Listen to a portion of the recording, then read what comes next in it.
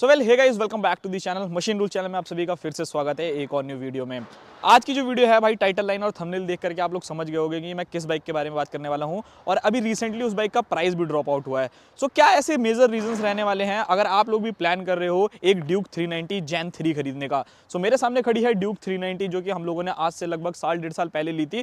सो आज की वीडियो में ना इस प्रॉपर एक चीज़ें जानने वाले हैं इस बाइक से रिलेटेड कि आखिर किस बंदे के लिए एक तो ये बाइक बनी है, दूसरी क्या क्या चीज़ें ऐसी हैं जो कि इस बाइक के अंदर बहुत ज़्यादा अच्छी आप लोगों को मिलती है। तो लगभग 8 से 9 ऐसे रीजंस बताने वाला हूं कि अगर आप लोग भी प्लान कर रहे हो एक 400 सीसी कैटेगरी की बाइक लेने का तो आप डेफिनेटली इस बाइक की तरफ जा सकते हो। एज यू नो कि मार्केट के अंदर आपको NS 400Z मिलती है, ट्रैम मिलती है, इवन टुआनो भी जो है वो लॉन्च हो चुकी है, MT-03 मिलती है। सो इन सारी बाइक से भी थोड़ा बहुत कंपेरिजन जो है वो रहने वाला है और ये बाइक क्यों बेस्ट रहने वाली है अपने सेगमेंट में, वन ऑफ द बेस्ट। सो इन सारी चीज़ों के बारे में आज की वीडियो में जानेंगे। तो भाई सबसे पहली चीज़ के बारे में बात करता हूँ आप लोगों को इस बाइक के लुक्स और डिज़ाइन। एज यू नो कि NS 400Z आप लोगों के लिए मार्केट के अंदर अवेलेबल है, बट कहीं ना कहीं उसे देख करके लोग कह देते हैं कि 200 सीसी की है, 200 क्या कहते हैं NS 200 है। उसी के साथ MT-03 के बारे में बात करूँ तो उसके लुक्स और डिज़ाइन पर्सनली लोगों को उतने पसंद नहीं आए हैं क्योंकि वो ओल्ड ही जनरेशन जो है वो इंडिया के अंदर चेप दी गई है। सो वो एक थोड़ा सा कॉम्प्लिकेटेड हो जाता है लुक्स के मामले में एक बाइक को चूज़ कर पाना। और इस बाइक के बारे में अगर मैं बात करता हूँ ना तो सबसे पहला रीज़न रहने वाला है इस बाइक का लुक। फ्रंट से लेकर के एंड तक अगर आप चेकआउट करोगे ना, ये किसी भी बाइक से सिमिलर नहीं है भाई। मतलब बिल्कुल ही आप लोगों को एक different look, different taste, different designing, different styling जो है वो इस बाइक के अंदर देखने को मिलती है जो कि आपको कोई और बाइक जो है वो ऑफर नहीं करने वाली सिवाय KTM के। तो सबसे पहला रीजन बनता है इस बाइक को लेने का भाई कि आप इस बाइक के लुक्स की वजह से जो है वो इस बाइक की तरफ जा सकते हो जो कि one of the best look रहने वाले हैं इसके सेगमेंट के अंदर। सो वेल गाइस, अगर मैं इस बाइक के सेकंड चीज के बारे में बात करूं तो वो रहने वाला है पावर। जैसा मैंने आप लोगों को बोला था कि इस बाइक की जो पावर है वो है ब्रूटल इन द सेंस कि बहुत ही ब्रूटल है भाई।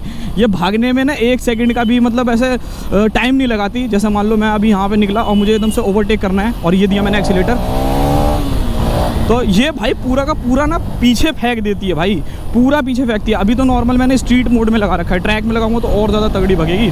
अब देखो इंडियन मार्केट एक ऐसा मार्केट है जहाँ पर आज के टाइम में अगर आप लोग देखोगे ना तो कहीं ना कहीं लोगों को जो एक सेगमेंट बढ़ता जाता है, नई नई बाइक चाहिए 125 से 150 से 200। सो यहाँ पर आप लोगों के लिए एक ऐसा इंजन जो है वो कंपनी ने बिल्ड कर रखा है। यहाँ पर अगर आप चेकआउट करोगे LC4C ये इंजन रहने वाला है जो कि 390 के अंदर आता है। पहले ये बाइक 373 सीसी की रहा करती थी, बट अब प्रॉपर जो है 398 सीसी का single cylinder liquid cooled FI BS6 complaint engine मिलता है और इसके जैसा पावर जनरेट ना और कोई भी मशीन जो है वो डेफिनेटली नहीं करती। वाला भगा लेगा भाई, उसके लिए मना नहीं है। यमुना एक्सप्रेस वे हो या कोई ऐसी जगह हो जो बिल्कुल ही थोड़ी खाली हो तो आप भगा सकते हो, बट ऐसे अगर आप लोग चलाओगे ना तो आपको डराएगी बहुत ज़्यादा ही है। स्पेशली अगर मैं सिंगल सिलेंडर में बात करूँ ना तो कोई इसको बीट करने वाला नहीं है। सो यहाँ पर अगर पावर फिगर्स के बारे में बात करूँ तो ये बाइक आप लोगों को 45.3 bhp का मैक्सिमम पावर और 39 न्यूटन मीटर का टॉर्क जनरेट करती है। तो भाई यहाँ पर अगर मैं बात करूँ ना कि इस बाइक को अगर मैं किसी एक बिगिनर बंदे को दे दूँ, वैसे तो अब ये फीचर एड ऑन हो गए हैं इसके अंदर ऐसे कि वो कहीं ना कहीं प्रोटेक्ट कर लेगी उस बंदे को, बट डेफिनेटली अगर मैं यहाँ पर पावर के बारे में बात करूँ ना तो ये बाइक इतनी ज़्यादा खतरनाक है कि हम लोग इस बाइक को इतने टाइम से चला रहे हैं, बट फिर भी हम लोगों को एक डर में ना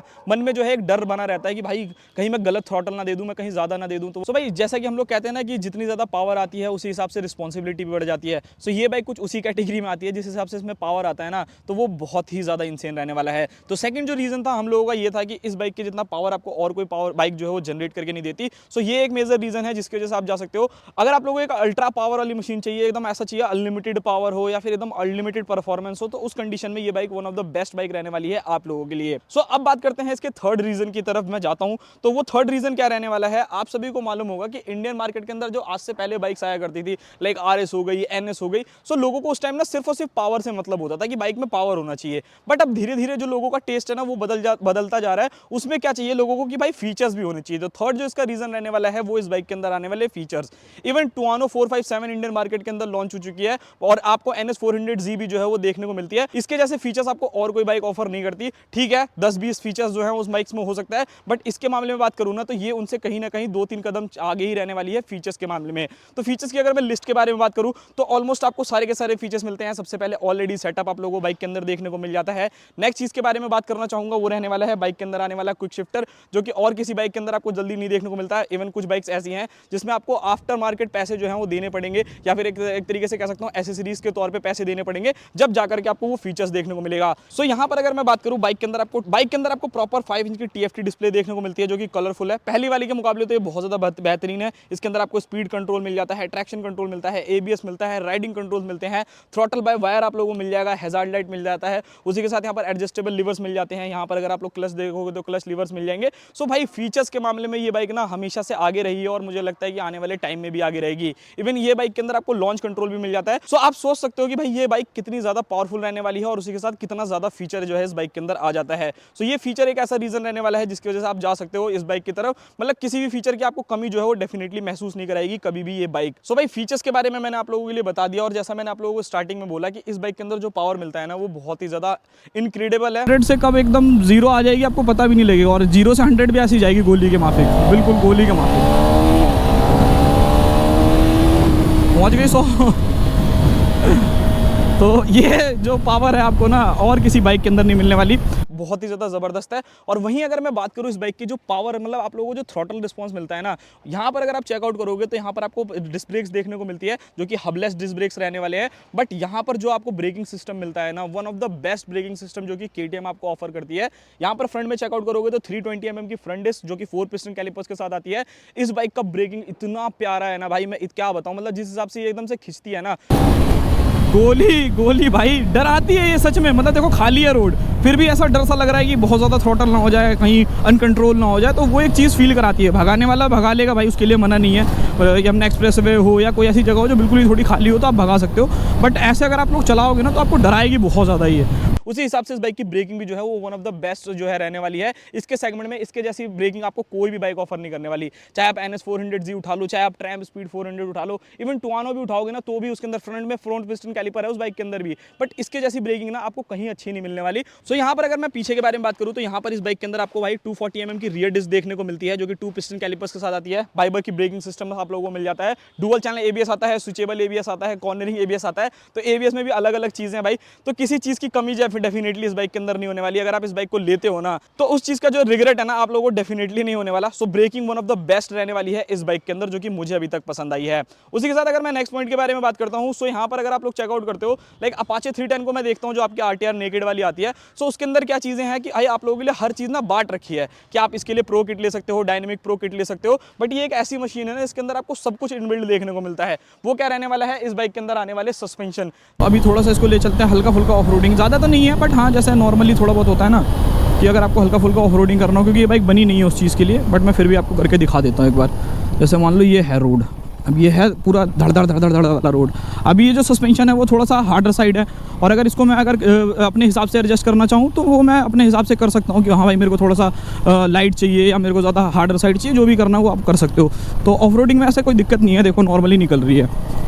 जब ये बाइक पहले इंटरनेशनल मार्केट में आया करती थी तो वहाँ पर अलग फीचर दिया करते थे, यहाँ पर अलग दिया करते थे, बट अब ऐसा नहीं कर रखा KTM ने। यहाँ पर अगर आप चेकआउट करोगे तो सबसे पहली चीज़ 43 mm के USD सस्पेंशन जो है वो आप लोगों को देखने को मिलते हैं, और रियर में अगर आप लोग जाओगे तो यहाँ पर बनाना टाइप स्विंग आर्म में आप लोगों को ये वाला पूरा का पूरा सस्पेंशन मिलता है जो कि अपना मोनोशॉक एब्जॉर्बर रहने वाला है।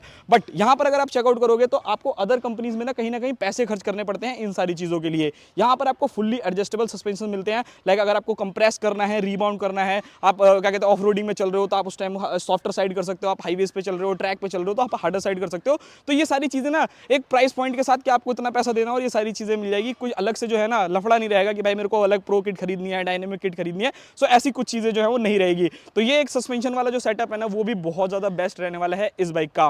बढ़ते अपनी नेक्स्ट चीज के बारे में बात करते हैं, इस बाइक के अंदर आने वाले टायर्स। और ना मैं ना सिर्फ इतना सा दबाऊंगा, ये देखो सिर्फ इतना सा दबाया है, और ये ऑलमोस्ट काफ़ी हद तक मतलब इतना आपको फील होगा जब आप हाई स्पीड में रहोगे ना, तब आप उसको यूज़ करोगे तो बहुत ही खतरनाक ब्रेकिंग लगती है। एक बार मैं पीछे देखता हूँ, थोड़े से ब्रेक मार के दिखाता हूँ मैं आपको, ये देखो बहुत खतरनाक ब्रेक्स लगती है भाई, बहुत ज़्यादा खतरनाक। अब भाई जिस हिसाब से इस बाइक की परफॉर्मेंस है, जिस हिसाब से इसकी ब्रेकिंग है, तो टायर का भी अच्छा होना बहुत ही ज़्यादा ज़रूरी रहता है। सो यहाँ पर अगर आप चेकआउट करोगे तो फ्रंट में आपको मैटजिलर के टायर देखने को मिलते हैं, 110 70 R17 के फ्रंट टायर देखने को मिलेंगे। वहीं अगर मैं रियर में बात करूँ तो आपको 150 60 R17 को रियर टायर देखने को मिल जाते हैं, जो कि वन ऑफ द बेस्ट रहने वाले हैं इसके सेगमेंट में। आप जितना मर्जी लीन करना चाहो, पहले हुआ करता था कि जो स्पोर्ट्स बाइक हुआ करती थी वो ज़्यादातर लीन कर पाता था आदमी, नेकेड नहीं कर पाता था, बट भाई KTM ने इन सारी चीज़ों को आज से नहीं पता नहीं कितने टाइम पहले ही खत्म कर दिया था कि भाई आप चाहे चाहे हमारी स्पोर्ट्स बाइक लो, चाहे हमारी नेकेड बाइक लो, जितना मर्जी लीन करना चाहो वो सारी चीज़ें जो है वो आप आराम से कर सकते हो। तो टायर काफ़ी ज़्यादा बेहतरीन रहने वाले हैं इस बाइक के, वहाँ पर कोई भी कॉम्प्रोमाइज़ जो है वो डेफिनेटली नहीं किया गया है KTM की तरफ से। तो ये चीज़ जो है मुझे काफ़ी ज़्यादा पसंद है कि भाई टायर्स जो है ना वो बहुत ज़्यादा बेहतरीन लगते हैं। बाकी मैं बीच बीच में आप लोगों के लिए GoPro की जो क्लिप्स हैं वो भी ऐड ऑन कर दूंगा, जिससे आप लोगों को एक्चुअल में पता चल पाएगा कि मैं कहना क्या चाह रहा हूँ और कैसी एक्चुअल में बाइक जो है वो चलती है। लग रहा है कि बहुत ज़्यादा थ्रॉटल ना हो जाए, कहीं अनकंट्रोल ना हो जाए, तो वो एक चीज़ फील कराती है। भगाने वाला भगा लेगा भाई, उसके लिए मना नहीं है कि हमने एक्सप्रेस वे हो या कोई ऐसी जगह हो जो बिल्कुल ही थोड़ी खाली हो तो आप भगा सकते हो।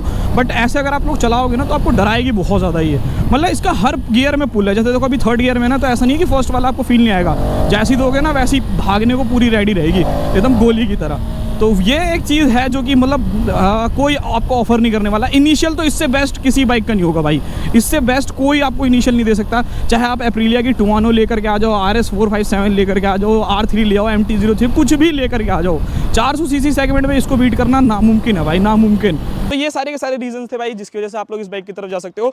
अब पहले जो KTM की आपकी सेकंड जनरेशन आती थी, इवन जो अभी RC आप लोगों की अवेलेबल है, उसके अंदर जो सीट हाइट मिलती है ना वो 835 mm के आसपास में मिलती है। तो फॉर शॉर्ट राइडर ना वो देखना भी पसंद नहीं करता जिसकी हाइट 5.4 है, 3 है, बिकॉज मैं भी 5.5 का हूँ, बट मेरे भी पैर जो है ना उस पर नहीं पहुँचते, बिल्कुल उंगलियाँ बस टच होती हैं, जिसकी वजह से मैं बस बाइक को चला लेता हूँ। तो यहाँ पर क्या है भाई, मेरी हाइट है 5.5 और इसकी जो सीट हाइट है ना वो 800 mm है। आप मेरे पैर चेकआउट कर सकते हो, पूरे के पूरे पैर जो है ना ऑलमोस्ट फ्लैट फुट हो रहे हैं मेरे, कोई दिक्कत नहीं है। थोड़ा सा रोड जो है ऐसे कर्व टाइप का, इस वजह से आप लोगों को थोड़ा बहुत लग रहा होगा, बट इसके ऊपर क्या है ना कि फ्लैट फुट होने की वजह से एज अ शॉर्ट राइडर भी अगर कोई बंदा इस बाइक को चलाना चाहता है उसको भी कोई दिक्कत नहीं होने वाली। चाहे वो जाम में चला ले, चाहे वो ट्रैफिक में चला ले, चाहे उसकी हाइट 5.2 भी होगी ना, तो भी ऐसे करके अगर पैर आ जाएंगे तो भी वो इजीली जो है इस बाइक को चला सकता है। वहां पर आपको कोई दिक्कत जो है वो फेस करने को नहीं मिलेगी। सो जैसा कि हम लोगों ने जब इस बाइक को नया नया परचेज किया था, तो इसकी सीट्स के बारे में अगर मैं बात करूँ ना, तो हम यहाँ से लखनऊ तक हम लोगों ने ट्रैवल किया था, 2 बंदे थे, मतलब एक राइडर और एक पिलियन। तो यहाँ पर क्या था कि भाई सीट की कंफर्ट जो है ना वो काफ़ी ज़्यादा बेहतरीन है। देखो बहुत ज़्यादा अच्छी नहीं है, बट डेफिनेटली अगर आप जैन 2 देखते हो ना, उसके कंपैरिजन में ये सीट्स बहुत ज़्यादा कंफर्टेबल है।